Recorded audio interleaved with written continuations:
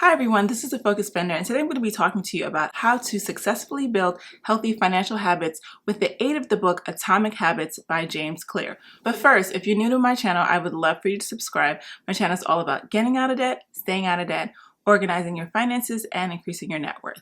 And if you'd like to follow me on social media, you can find me at Focus Spender on Facebook, Instagram, and Twitter. Now let's get started. So I just finished reading the book Atomic Habits by James Clear, and wow, that book was a slap in the face. So if you follow me on Instagram, you might have noticed that I posted about this book in my Instagram stories about a week and a half ago, and I talked about the very same thing. It really was helping me look at my life a little bit differently. And the one thing I can say is that it really helped me understand why I struggle in certain areas of my life, like just keeping my home tidy on a consistent basis, but also why when I got out of debt, I didn't really know what to do with my money. And then in the long run, when I figured out what type of financial life I wanted to have, I really was able to get myself in order. So without giving up too much about this book, his premise is that setting a goal is just not enough. You have to build systems that you can follow every day that will help you create the identity of the life that you want to live. He states in the book, if you want to have better results, then forget about setting goals. Focus on your systems instead.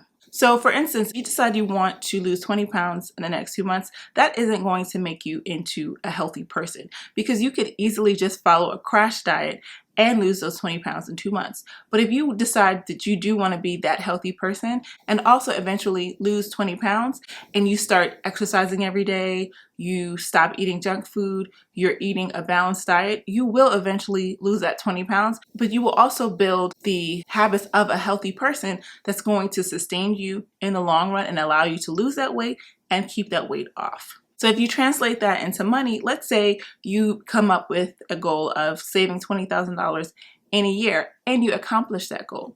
What now? What happens after you have that money? Are you going to just stop saving? Or are you going to start spending and only replenish it to get back up to that $20,000? So I know someone personally that, she really wanted to buy a house and that was her goal. So she wanted to save a lot of money for a down payment.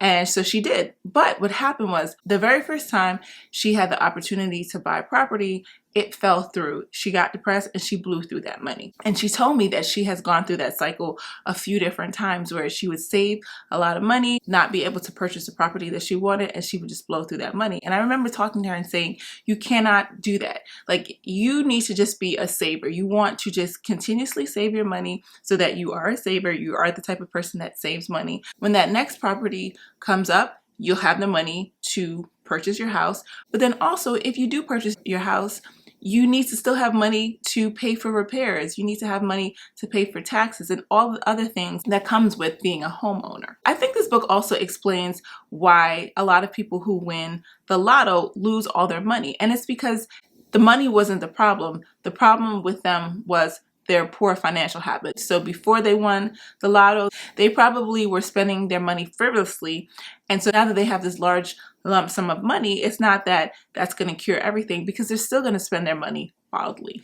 Basically, a person with good financial habits isn't solely focused on having a certain amount of money in the bank. That might be good to start out with when you just don't know what you should be doing with your money or you want to start building better financial habits. You can set that initial goal, but the real important thing are the habits of that person who is financially successful, that person that is in the habit of investing no matter what the stock market is doing, that person that is in the habit of saving even if they don't have some grand goal. They just continuously save every single month no matter what. And for someone who is successful, or for someone who wants to build those successful habits, you can start anywhere. It really doesn't matter where you start when it comes to savings or investing. You just need to start. So like, I have several different ways I invest money. I invest with my 401k and I invest with my IRA.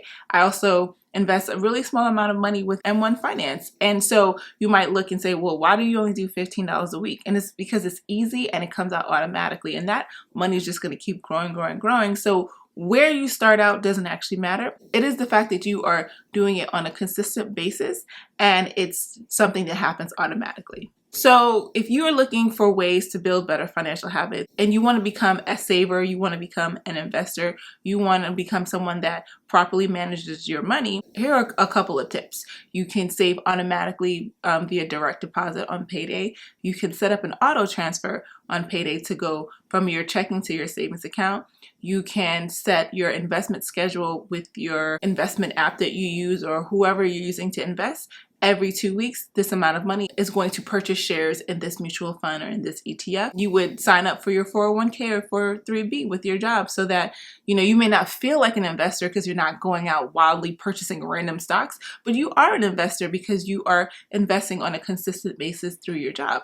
Let's say you decide that you feel like you're spending too much money on lunch, then you would want to create that meal plan so that it makes it much easier to make lunches on a consistent basis or make dinners on a consistent basis. The most important thing that you need to understand when it comes to building healthy financial habits is making sure that it's something that's easy for you to do and that it's happening automatically. Overall, I definitely would suggest that you read this book. To be clear, this is not a money book.